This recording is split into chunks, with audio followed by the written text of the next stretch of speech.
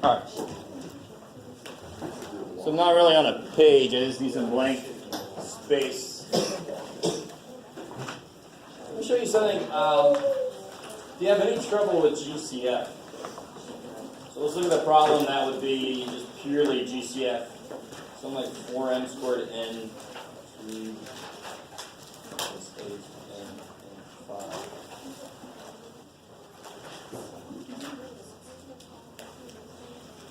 Minus, what you got, Jeff? 20 m squared n. I like it.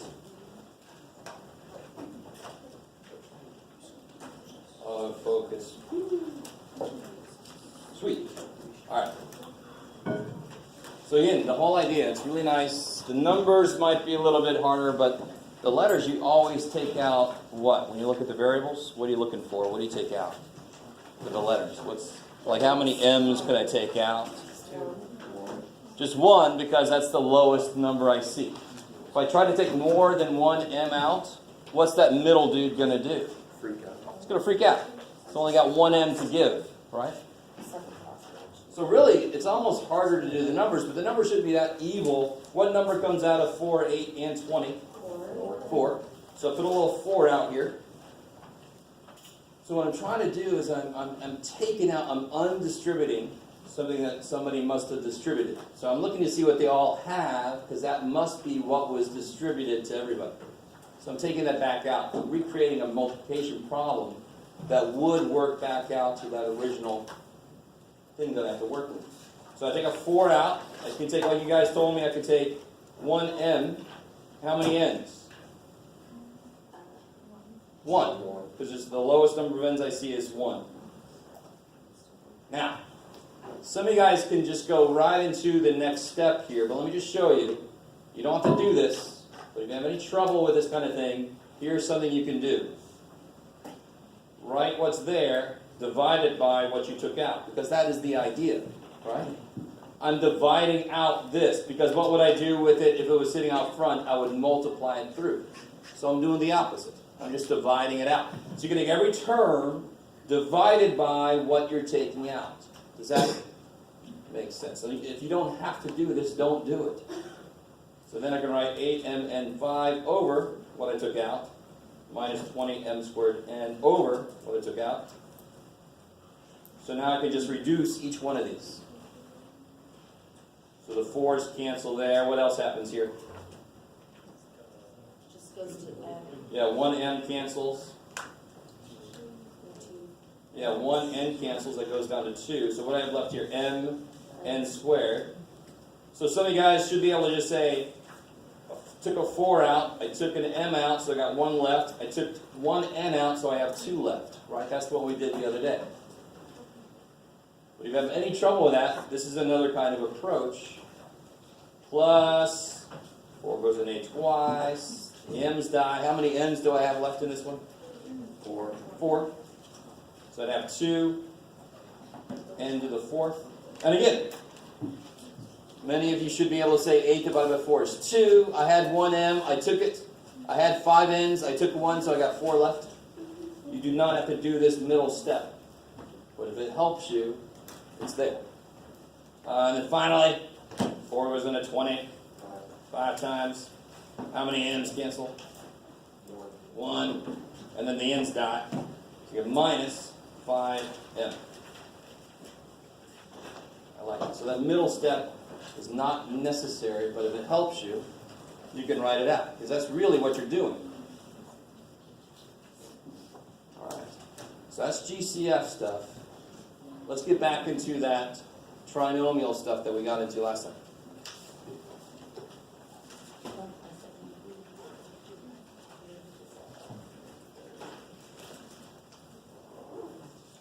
Great.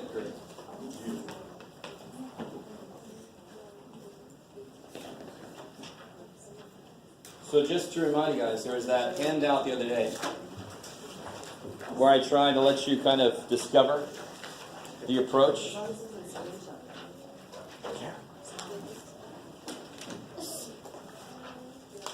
So remember what we did yesterday? We had the binomials we multiplied and we paid attention to how it got put together. to figure out a way to undo it, to go backwards. Because that's what factoring is all about, is undoing what the multiplication somebody did. So the process we figured out is, I know this sucker is going to come from a binomial times a binomial. And I know x squared is going to come from what times what? What's x squared? What times what? Times x. X times x. So I focus my whole attention on the numbers that have to go at the end. And there's two things those numbers have to do. What do they have to do in this problem here? Yeah, they got to add to 8, multiply to 16. Oh my God, that's right. Yeah. 4 and 4 make 8, and 4 times 4 is 16. So some students like, have you guys ever seen the big X thing? Yeah. Okay, if that helps, great. I really don't understand how it helps because it's the same work. But if it helps you somehow, do it. I don't care why it works. If it helps you, I love it. Do it. So you would figure out, I don't know, what would you do here? I don't even know this thing. 8 on the top. So they add to 8, multiply to 16, right? So then you just do the same exact thing we just did, don't you? 4 and 4 make 8 when you add, and it makes 16 when you multiply. But if it makes it better, I don't care if I don't understand it. You do it. So what would I put inside here then? Plus 4. Plus 4. Plus 4. I like it. Now for this specific problem, is there this one right here? This specific problem. Can I write that a different way? What's x plus 4 times x plus 4? It's just X plus 4 squared. x plus 4 squared. I like it. Well, like I told you, I would take either one of these. I like it. So number 2, again, since the first number is a 1, and yes, we will eventually talk about what in the world to do if that first number is not a 1, I can already write what in front here. P. Yeah, p times p is p squared, and now I focus on what numbers make this work. Well, what numbers multiply to be 6, add to be 5? 3 and 2. Yeah, 2 times 3 is 6, and 2 plus 3 is 5. So then it would be plus 2, plus 3. I like it. So you guys try number 3 here.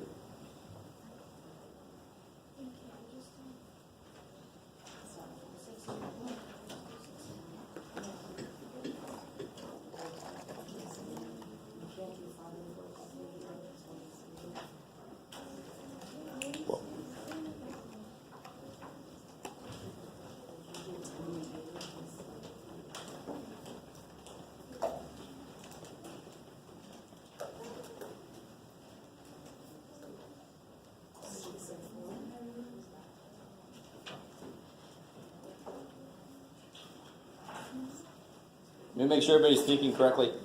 Since that's a positive 20, what's got to be true about both numbers? They have to have the same sign.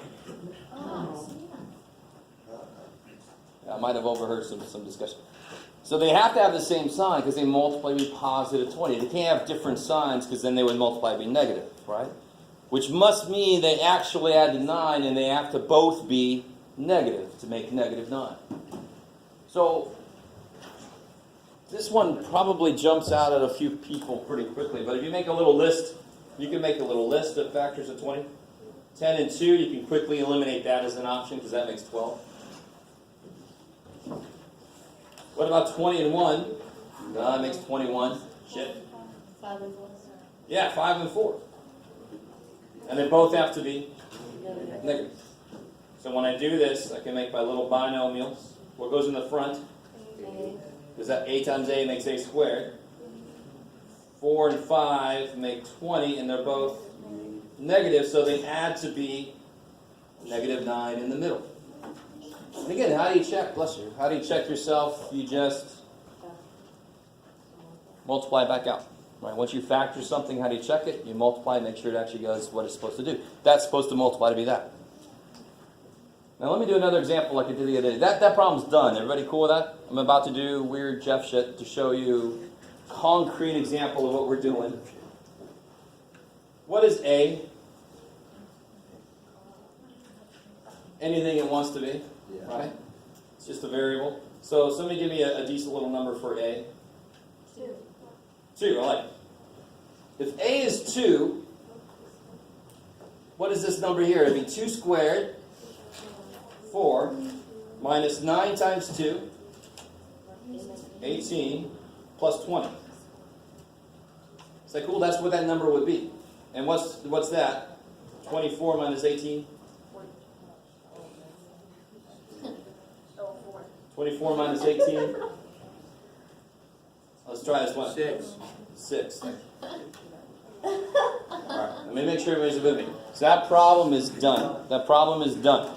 I just want to show you what we're really doing when we do this. We are factoring an infinite number of numbers. That's why it's a little bit hard. Because you're doing an infinite amount of work. Damn, it's pretty good. If a was 2, this number is actually the number 6. And so this has to be a way to factor 6. If a is 2, what is a minus 4? 2 minus 4? Negative 2. And what's 2 minus 5? Negative 3. Is that a way to factor 6? Yes. Do you guys, I don't know if you really get what I'm saying. Doesn't matter that when you picked 2. I let you pick it. It could have been anything. It could have been 11, could have been 15, it could have been negative 80, could have been square root of 2. And I'm glad nobody said that, but it doesn't matter what number you pick. This is a way to factor that. I don't know if you guys get that. It's kind of neat. That's the concrete thing what we're doing. Okay, let's try another one. Yeah, number 4 is kind of funky.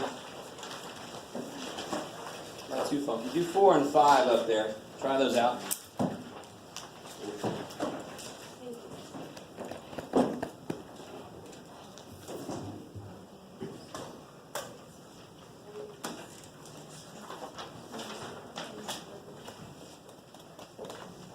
It's page 141, by the way, in case you're not sure where we are.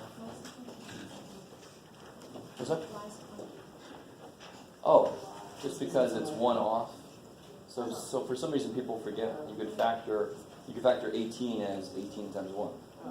Yeah. I like that reaction. It could be funky. I should have said that. Could be funky.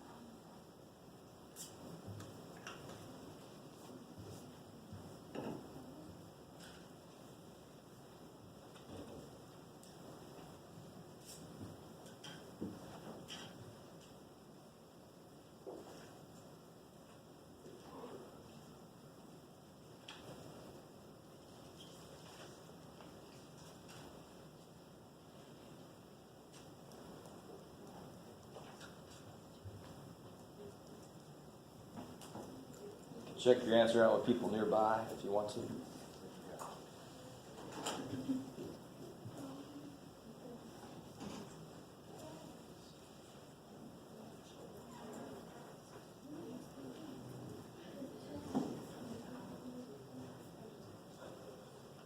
Right, so if you were listening at all to a little discussion that just happened up here, whenever the middle one number is 1 off from the last one, if it's going to work, it's got to be that number and 1. So you see, 10 is 10 times 1, and 10 and 1 make negative 11 as long as they're both negative. And this negative 10 times negative 1 still makes positive 10, so that works. You guys see that? So don't look at the negatives and the positives as extra crap to worry about. They're actually checks and balances. You got to, okay, that works, that works. So then in here, what do I put? Y, yeah, y. And I got minus 10, minus 1. Or, just to make sure you guys remember, it doesn't matter what order these are in.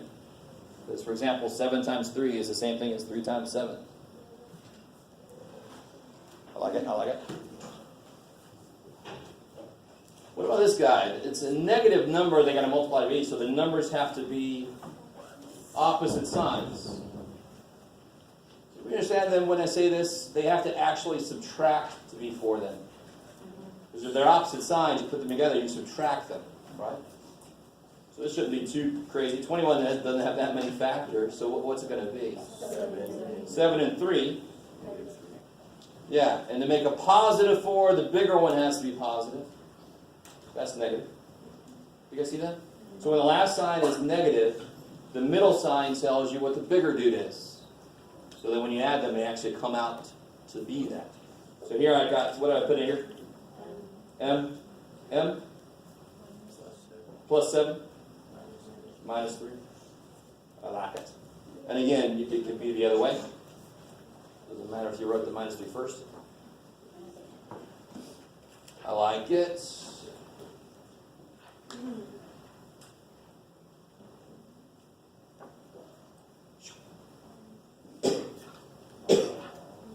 What would you do on number 7? Why does that one seem like it's unfair right now? It's got a 2 in front, and I'm like, we haven't learned how to do that yet, but we have learned what you always try first. Yeah, what can you take out? 2. And what are you left with? A squared. That's 8a. I think we basically did that one earlier. If I remember correctly.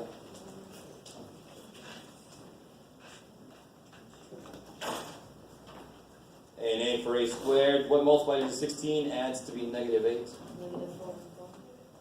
Yeah, negative 4. And negative 4, they got to be the same sign. I like it. And again, you can write that as A minus 4 squared. How are we doing so far? Is this, you guys? That's why, on that handout, I focused on the most important part, which is figuring out 2 numbers that do what they're supposed to do. That's the most important part. That's the only part you don't know when you do this problem. What's kind of wrong with number 8? Squared. It's not in the right order, exactly. So that's why that descending order thing was sort of important before. Now it's going to really be important. If you put this sucker in descending order,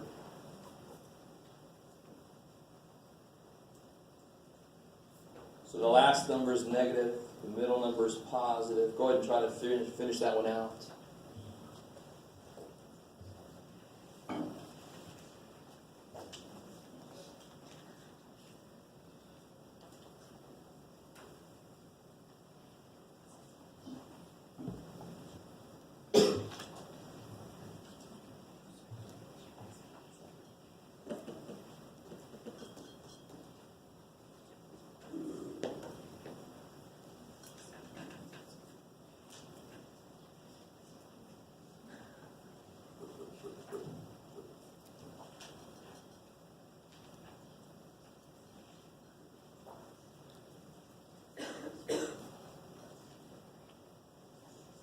Alright, so what do you guys get for the 2 numbers? Plus 6 and minus 4. Yeah, 6 and 4, and the bigger one's got to be positive. I like it.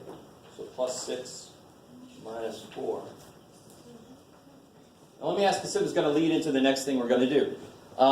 If I were going to pick a value for x, like I did earlier, that weird little thing I like to do, why would it be kind of silly for me to pick 4?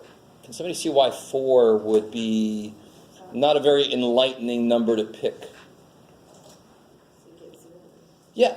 What do I get if I make x 4? I get 0. So, and try it. If you plug a 4 into the original, what do you get? Twice 4 is 8. 4 squared is 16. 8 plus 16 is 24. Minus 24 is frickin' 0. So do you understand how that leads us into a way to solve an equation like this? If the problem would have been this, and it said solve, we could not solve that the old way. We couldn't solve that the way we're used to solving equations. How do we normally solve equations? We get all our x's together and on one side. Can I get all my x's together? No. 2x plus x squared. Shit. They're not like terms, right? So I couldn't solve this equation the way that we're used to solving equations because they have unlike terms with the x. One of the x's has a higher power than 1. It's not going to work the same way. But if I do like we just did, can you see the two answers to this problem? What values make this 0? Well, one of them we already know is 4. What makes x plus 6 0? What do you add to 6 to make it 0? Negative 6. So factoring gives us a way to solve equations, as long as I can get it equal to 0. So we're going to talk more about that a little bit later. I like it.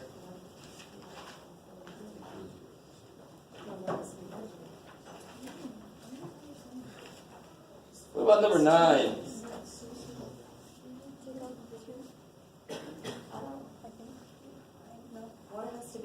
Does every term have a 2 in it? No. That first term only has B's in it. The last term only has numbers in it. So there's no GCF to save your ass. And I appreciate you guys trying to save this problem. I got your problem. I'll make you work. No. This problem ain't going to work. Because what's it need? It needs two numbers that add to 2, but multiply to be frickin' 8. No. Not nice whole numbers anyway. Not nice integers anyway. Right? Ain't gonna work. I like it. You guys see that? So, of course, what would I call this? I love the fact that they put right underneath it. That's a major hint. What do you call something you can't factor? Prime. I love it. So you just, for this kind of problem, and please, dear guy, we talked about this before, if you're answering prime for every other problem, you're doing something wrong. But there might be a couple prime ones in the homework, and on a quiz or a test, I'm going to put like one prime in there somewhere. So don't put like 5 of them and say prime. That's not right. Something's not right.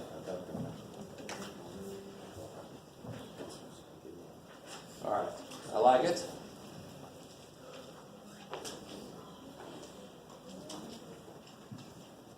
Oh my God.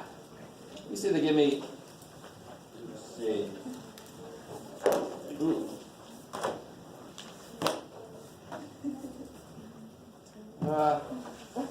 Number 10 might be somewhat. I want to show you one. Let me show you one that's got the other way to do this. You maybe don't have to do what I'm about to do, but I just want to show you this exists. We're used to normally getting factors of 100 and then checking to see if they add to be 52. Well, let's start with things that add to be 52. Like 50 and 2. And what's 50 times 2? 100. So I just want you to remember, you don't have to start with the numbers that multiply to be the last dude and then check to see if they add to the right thing. You can make them add to be the middle and then check to see if they multiply to be the last one. You can do it either way. I love it. Like it, maybe. Oh, let me see. All right, now try number 11.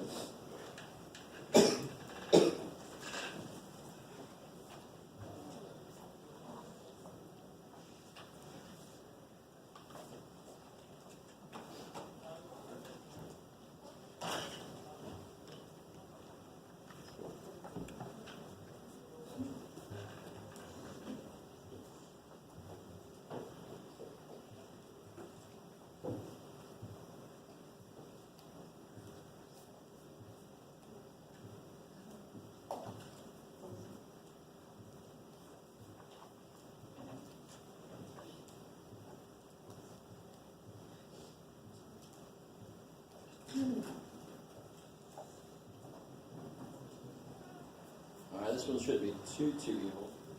And again, you can do it either way you want to. You can figure out numbers that multiply to be 36, like 9 times 4 make 36 when you multiply them, but do they add to be 15? No. Shit. Right. Yeah, there you go. 12 and 3. They multiply to be 36 and they add to be 15. Yay. So then how would I write that answer? Yeah, m plus 12. Or, the other way around. Stay with me. Let me ask you a slightly different question, number 12. I would hope number 12 would be kind of quick to see something about it. What has to happen for number 12 to work? One needs to be limited. Yeah, because the only factors of 10 are 10 and 1. They won't add to be 3. Or 5 and 2, they add to be 7. So let me ask you this. How do you save this? If you're allowed to go in and change something, what would you change to make this problem work? That doesn't help you because the problem with this problem is, The sign. yeah, if you made this plus, if it would have been minus, now they're allowed to have different signs. Now they're allowed to subtract to be the middle. 5 and 2 didn't work over here because 5 plus 2 is 7. Shit.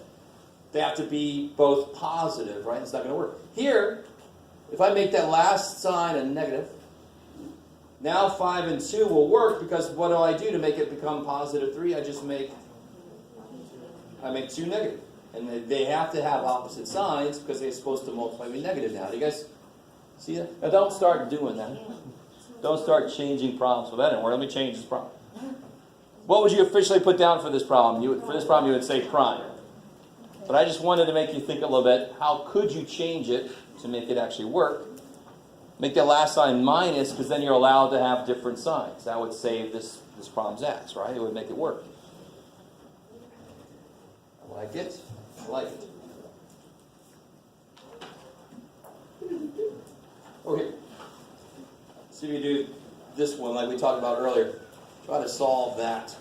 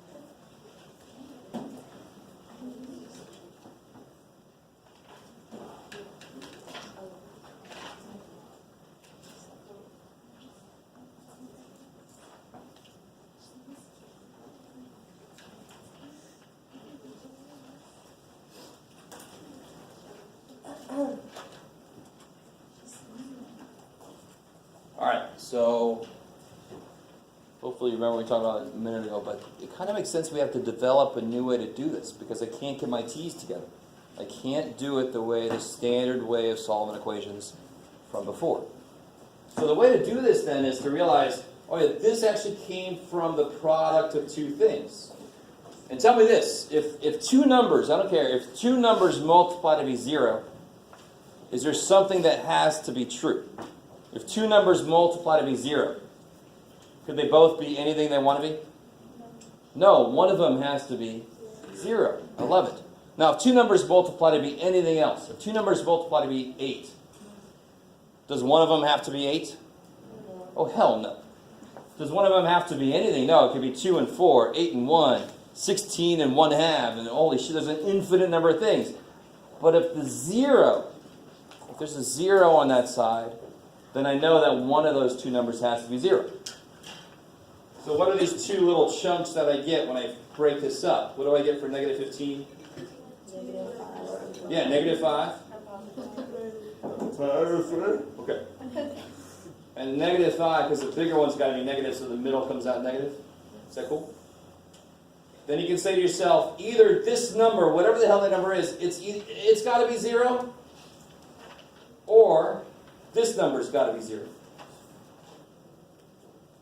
If that number's 0 or that number's 0, then of course the product is 0. You guys get that? And amazingly, books call it different things. Most books call it the zero product property. Ooh. It just says if you got 0 in there, it's going to multiply by 0. Ooh, it's amazing. And of course here, what do you get? T equals 5, or negative 3. Now some of you guys could probably skip this step. You could see that 5 and negative 3 makes that 0. That's beautiful. Right, little tear. But if you need to write it out for yourself, that's what you do.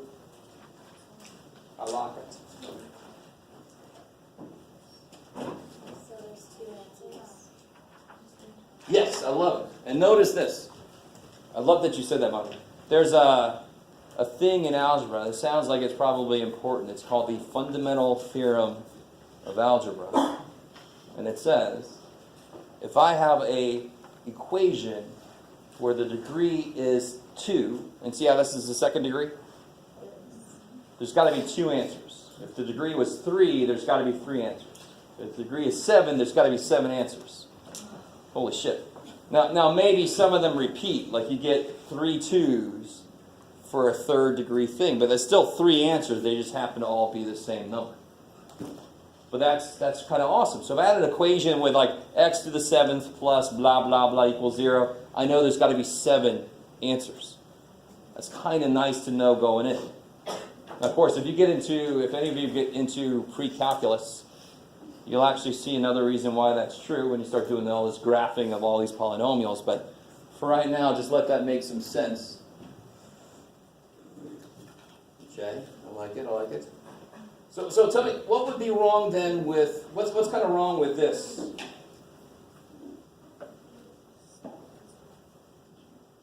Let me make it actually something that works. That'd be nice, Jeff. Yeah. What's this look like? Somebody factored, but did they factor at the right time? What's it supposed to be equal to before you factor it? 0. You can't say x minus 1 is 40 or x plus 5 is 40. If 2 numbers multiply to be 40, do either of them have to be 40? No. So how the hell do I salvage this poor equation then? Shit. Well, the way I look at it is somebody factored too early. So I unfactor it and then suck the 40 over and make it 0. How do you unfactor? You just multiply it out. So try to multiply that out and then subtract the 40 over and see if you can go further with it. Try to do those first 2 things first. Multiply that sucker out and then subtract the 40 over. See if you can figure out what to do from there.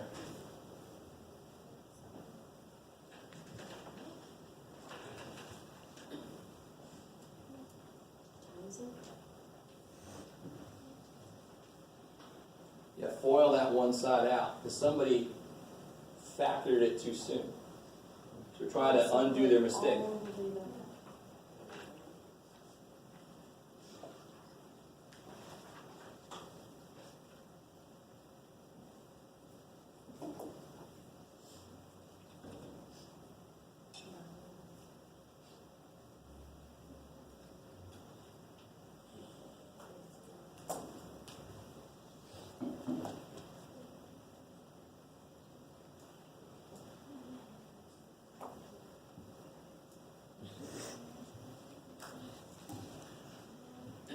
All right, let me catch up to you a little bit here. So plus 5x minus x, so it should be plus 4x minus 5. Subtract that 40 over so I make that side the correct thing. Now is the appropriate time to factor, right? So this problem you got to kind of go backwards a bit to undo some mistakes somebody did. How do I factor this? I need 2 numbers that do what? Add the 4, multiply by negative 45. I like it. So 45 doesn't have that many factors, thank God. So you can see 9 and 5, as long as which one's negative? Yeah, the smaller one's negative. The bigger one's positive to make it come out plus in the end. So either x is negative 9, or x is positive 5. And by the way, that's how I made this problem. I wrote this down. I don't know if you guys followed me. I wrote that down, and then I thought for a second. I made x 5. 5 minus 1 is 4. 5 plus 5 is 10. 4 times 10 is 40. So then I was guaranteed there's going to be at least one answer. You see. So I made a problem knowing it's going to come out nice in the end. Good for you, Jeff. I like it. So now we can solve equations that have higher powers in them. Yay! I didn't know I wanted that. Okay. Let's see. Oh, let me do one little thing, and then we'll call it a day. Oh, yeah, that's right. Do you guys still have that handout from the other day? I forgot that I gave you this handout already.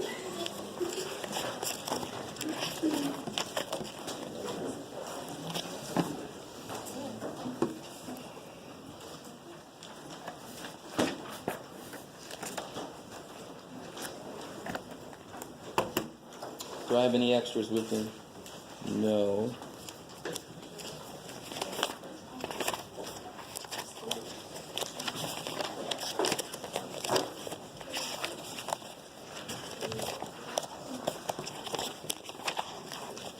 Erg. Oh well. Oh wait, maybe they're in here. Yay, Jeff. Alright. Does anybody need a copy of that?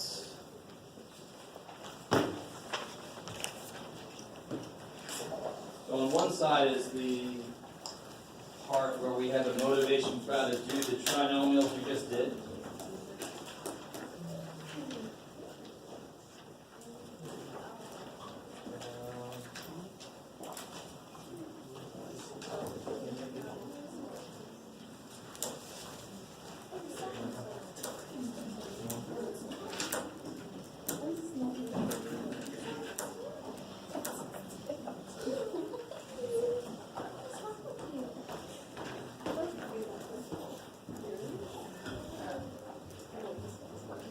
So this other side that has more writing on it. Oh, a lot of writing. Oh my God. Go ahead and try to start this off. Do this first few. See how far I can take this. It's very much like the other side. We're trying to get motivation. So we start with the answer, we work it back out. Try to follow any patterns. This is going to be a little more complicated though.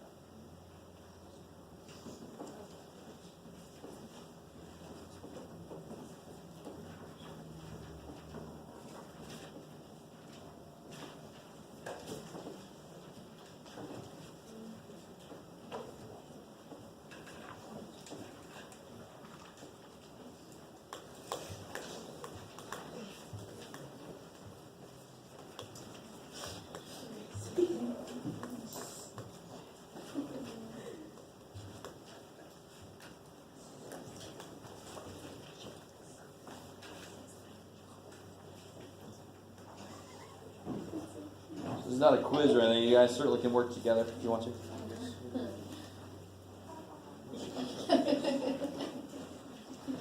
Maybe try to stay focused. I think I lost mine. Gonna have to. Oh, yeah. Sure.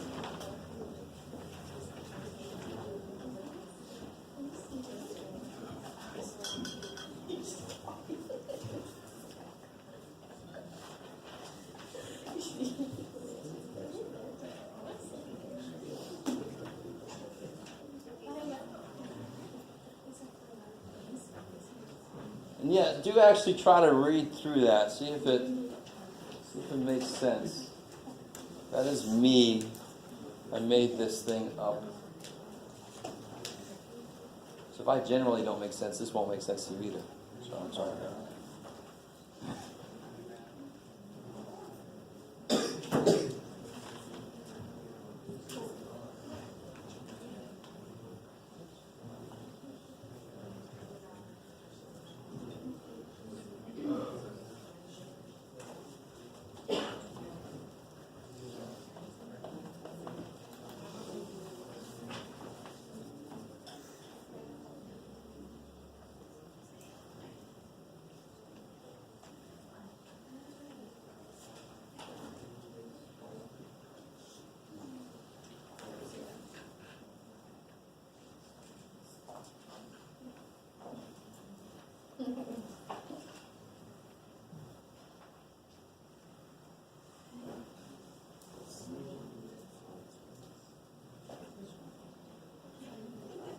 I'm going to sort of catch up to you guys here. This first part at this point should be nice. Just multiply the stuff out. Pretty simple, hopefully.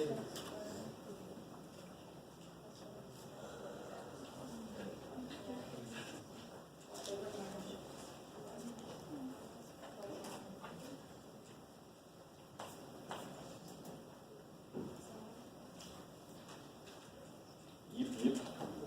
All right. Notice something. This is what I write right here. I write this fact. What is 6 times 35? 210. What is 14 times 15? 210. Interesting. All right, let's try that over here. So I get 10x squared, 15x, 12x, 10x squared. Let's try this again. What's 10 times 18? 180. What's 15 times 12? No one.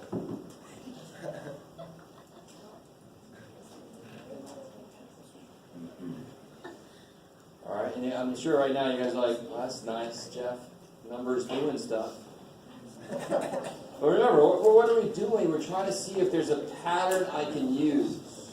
There's a pattern I could use to work backwards. So again, here, 35x squared plus 14x minus 15x minus 6. I got 35x squared minus x minus 6. 35 times 6, 210 again, as we saw earlier. And 14 times 15, 210. And of course it's negative 210, right? It's better. So, I can't, if I'm given a problem like this, I can't just think the way I did before. I can't say what numbers multiply to 20 and add to be 31, because the same pattern didn't happen. These numbers, 12, whatever gets broken up into, they screw with the middle terms. They mess them all up. So that 31 does not come from the addition of two numbers. It comes from the addition of all this stuff multiplied out. It's not going to be as simple. Now, thankfully, it's not like crazy harder, but it is going to be a little bit harder. I call this method the surefire method, not because I named it, but because that's what it was called when they taught me. Sometimes teachers will call this the master product or the AC method, which sounds like, summertime, turn the AC on. But the reason they call it AC method is because you have to do A times C. So notice here, if I know 6 times 35, if I know that product, I want to find numbers that multiply to be this product and add to be the middle number. So not just numbers that multiply to be 20 and add to be 31, but in this case, numbers that multiply to be 240.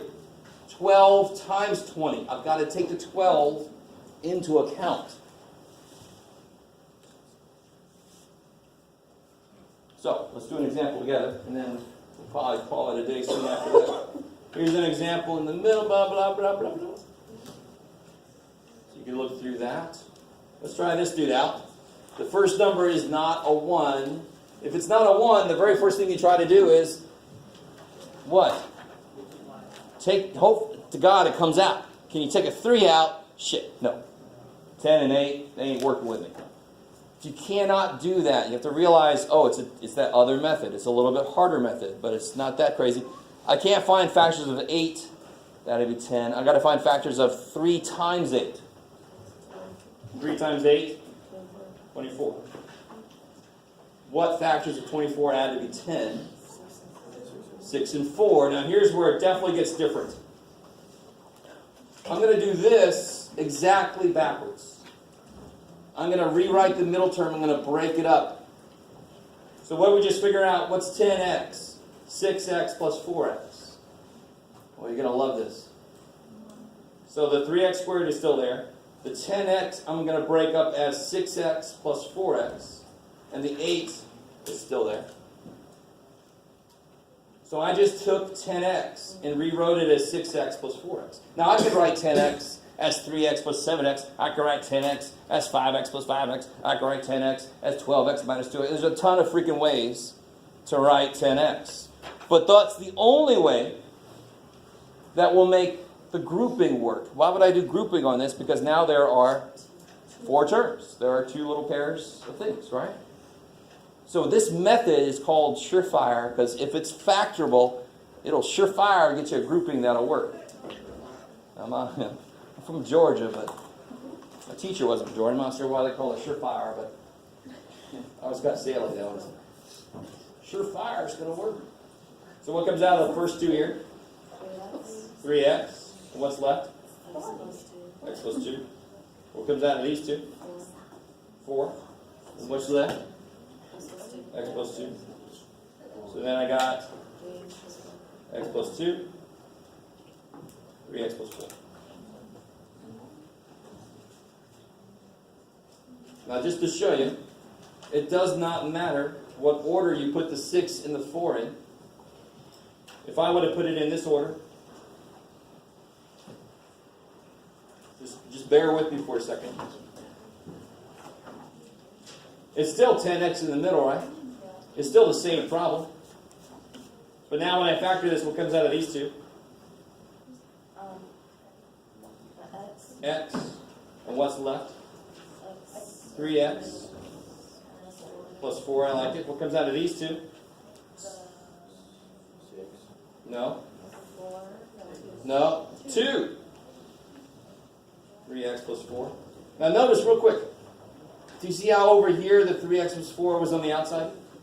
And the x plus 2 is on the inside? Over here the x plus 2 is on the outside, the 3x plus 4 is on the inside? But in the end, that last step, it doesn't matter. I end up at the same place.